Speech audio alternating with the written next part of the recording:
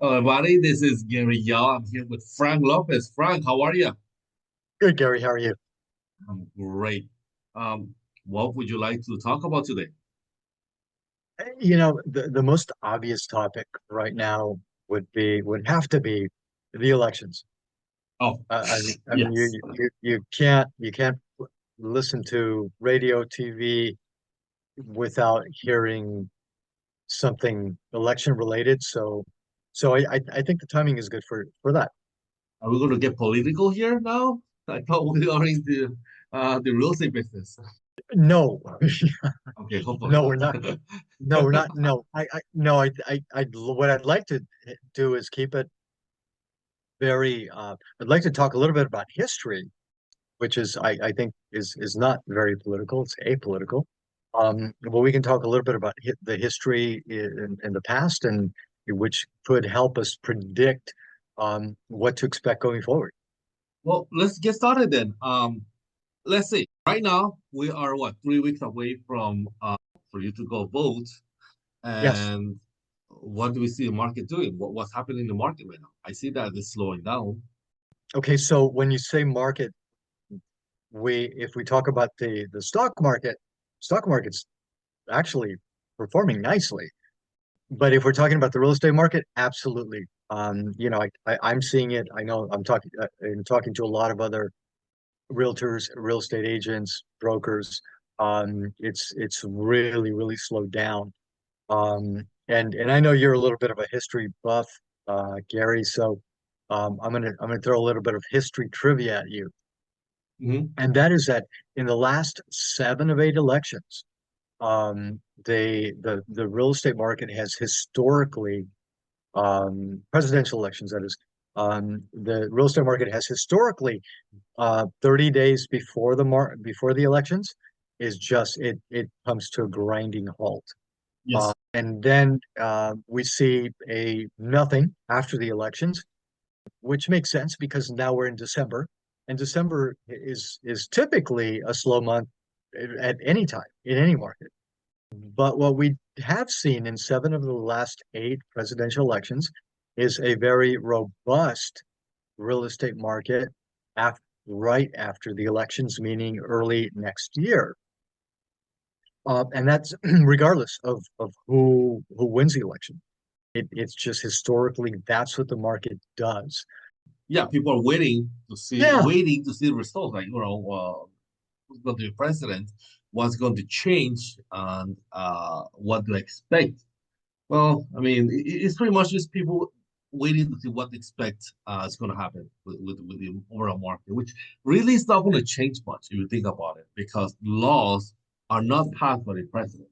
They actually drafted by legislature, approved by the Congress, and then the president is the one who signed it at law. But I mean, it's not as if what it's crafted to be like, oh, you are a new president, now the law's going to change over now. Unless you're in a dictatorship, as if you see Venezuela or Cuba or parts of Asia, you are not going to see laws change overnight. That is not the What? case. So yeah, I'm glad that No, um, things are those. It takes some time. right, Some right, speculation. and you're right. The changes that we see are market driven. When I talk about a robust market after the election, you're right. It's not that anything's changed, regardless of who wins, the election. Yeah. It's the market. It's the buyers and sellers that jump back in. Well, Um, they, real estate, the well, majority is actually single family house, right? And that is driven by by people like you and I, like families that want a house to live, and that's driven by the sentiment, by the emotion. Buying a house is a heavy emotional decision. But when you talk about what's it called, industrials, commercial real estate, that move regardless of what is going on in the political environment. Now, one thing I want to talk about is the Federal Reserve. Like, we just have a tax rate cut. right. Now, I want to let you know that historically, in every election, before the election, the Federal Reserve do not, I repeat, they do not increase or cut taxes, or not taxes, the interest rate, because they don't want to dissuade the decision or be favorable one candidate over the other. Therefore, they stay neutral. You look at, you know, if you start to look back to, let's say, when Joe Biden to Obama, well, before Obama was Trump. Trump is gone again. That's so interesting. So Biden, Trump, Obama, Bush, and Clinton. Every single time of those during the leading to the election time, there was no change of interest rate. Afterwards, of course, there was a boom in the economy. There was a lot of I would say fanfare. Was the economy grew. Well, where they stay or not, that's a different story. But yeah, during the election, nothing happened. Whether it was going down, like if you were to remember in 2008 when Bush was on his way out and Obama was on his way in, nothing changed. Afterwards, in 2009, we start seeing a slow increase of banks bailout and the money. It helped the economy recuperate in an actually very fast rate, like in 2 years. We kind of like, And I'm sorry, you said that was in 2008? yeah, 2008, when Bush Well, was his way out and Obama was elected president. right. But keep in mind, Gary, historically, I mean, if we're going to talk about 2008, um, historically, they, we were that was during what was called the Great Recession. Yeah, Um, you and I, in our industry, that was, probably the worst market that yeah, we've ever experienced, that anybody who's in real estate has ever experienced, because um, 2006 was the beginning of the mortgage meltdown, and without going into all the details on what caused the mortgage meltdown, it was there. We were in the middle of it. that's a black swan event that happens once in a lifetime, or Right, maybe once right. in a And hundred years. yeah, so by 2008, and that was the only, by the way, that 2008 was the only, when I mentioned seven of the last eight elections have had, a very robust market after the election. That was the only market that we didn't, that we actually it continued to drop. But it made sense because we were in the middle of the mortgage meltdown slash Great Recession, where everybody was literally running scared. Yeah, and Not even with all knowing. that, the Federal Reserve didn't change the interest rate. Right, right. So I mean, it's just and it's amazing if you think about it historically, to look back at, what happened in 2008 and how the market reacted, and reacted so severely. I mean, not even COVID, think about COVID, and that's, I mean, you talk about a black swan, okay, Yeah, occurrence. Um, I mean, and actually, with I understand that, you're saying a black swan is a once in a lifetime thing. Gary, we've been through two lifetime black swans, two lifetime, historically well, devastating things. One being the mortgage meltdown, the other one being COVID. and Frank, here's another thing though. Don't be surprised if the next 10, 20 years we have another event like this. And let me explain why. Wars were fought over years and decades, right? They have the 100-year wars, but back then. But now, uh, now, because technology is so fast and things are moving so fast, that look at the inflation. We print out I think what 60% of the entire money in circulation in the US during the pandemic, 2020 to 2022. We print out so much money that is equal to I think 60 or 40% of the entire money circulation. Think about it. Years. The US is about 236 years old.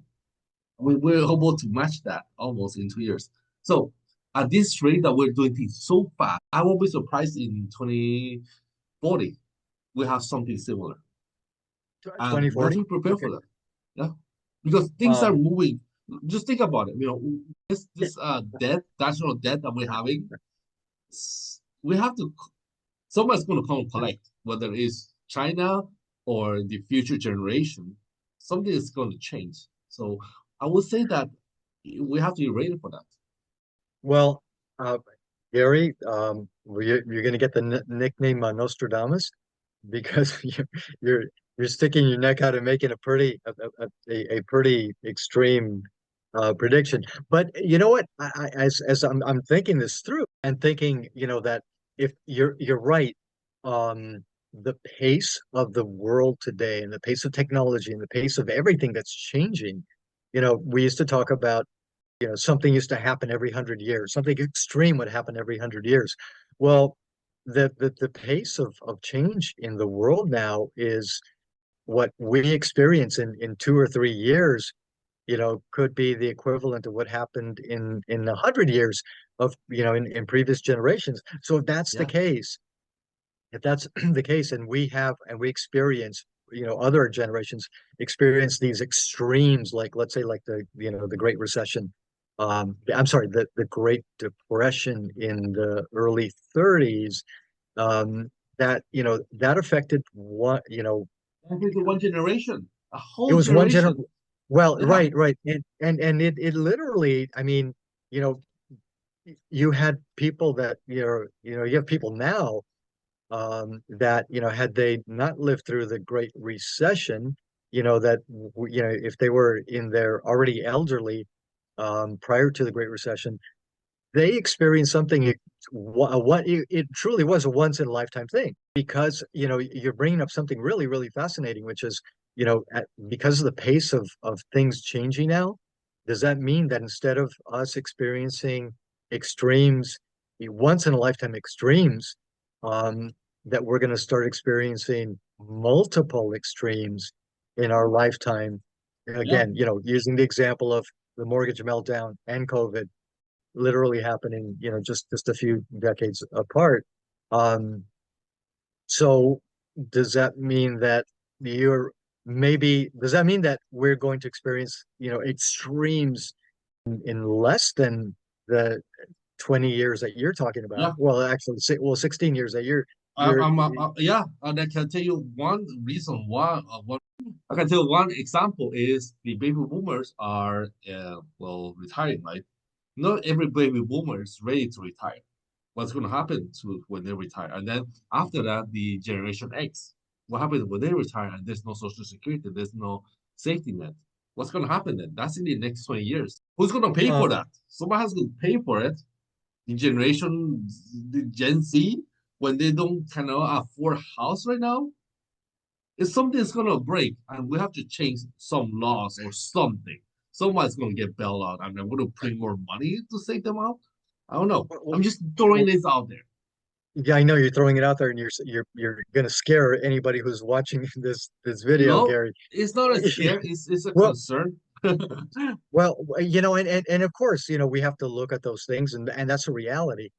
You could also argue from a more optimistic standpoint is, we're getting so much better at doing things, from a productivity standpoint, that think of it, if we could all become more productive, if the country could become more productive, if our economy could become more productive, we could, a lot of these issues, and I'm not saying that that a super strong economy is going to take, is going to make that issue that you just brought up of Social Security go away, but it'll be a lot easier to deal with, that's for sure. And we are headed in the direction of a you know I get that not everybody's going to benefit from the Right. changes in technology, but productivity is going to improve, and we're just getting better and better at doing things, and we're doing things in a much more inexpensive way, Right. which is going to help us and help our economy. I was gonna say this. We're the most productive we have ever been in history. We are a nation and globally as humanity, we have been the best we have ever been. We Right. are this close. UNICEF said that we're this close. Maybe 4 years, from eradicating some of the diseases. I forgot some of the diseases that that are plaguing. One of these is rabies. I think that was this close, like 1% eradicating that. Also, hunger. Well, all by 2030, UNICEF said that we're going to eradicate hunger, meaning that even in Africa, children are not going to be starving to death. If there's any perishment or any malnourishment, yes, but dying from starvation is not going to be a thing of the past. I thought when I read that, I thought that was very interesting. I almost didn't believe it. So I want to, you look at it, the UN, UNICEF part, you can see that. But my point is, Yeah, the US, what I'm saying is, we are the most productive we've ever been. The problem is not production. The problem is not income. We do have income. We have a very, very stable and comfortable life. I want to say all this to tie us to this because we're out of time to tie this up. We're making the most amount of money and wealth we ever been in history. The problem is we're not investing it. We're not putting it into assets. We are spending it as much as we're getting it. We get paid, let's say, $100, we spend 120. Like the average American has a negative 1% of net worth. Why? Because everything is on credit. The statistics says that Americans are 3 paychecks away from being homeless. So you lose your job, and within 3 months, 3 months, you don't get another job, you're going to be homeless. That is scary. Considering that the minimum salary here in the US is enough, I mean, arguably enough for you to live on minimum. So, but people don't work for minimum salary now. We actually have a free market which allows you to bargain for better opportunity, a better salary. So I want to wrap this up by saying that the key here is to save more, buy more assets, where it is in stocks, in insurance, like life insurance, or most importantly, real estate, because everybody needs a roof over their head. What are your thoughts? Yeah, of course. The real estate is I mean that's why you and I are here. This is what we do. And yeah, of course, investing in real estate, that's the biggest asset of most people. Um, and it would so investing in real estate is a start. As far as spending, yeah, we as a we're a very consumer driven country, world for that matter. People, spend a lot of money, spend most of their money, as you pointed out. And to so real estate is the place to start. So that's why we're here. Okay then. Well, Frank, has been a pleasure. We went over time, but yeah, it's been a pleasure talking with you, and let's continue this conversation next time. Okay, Gary, talk to you soon. Bye bye.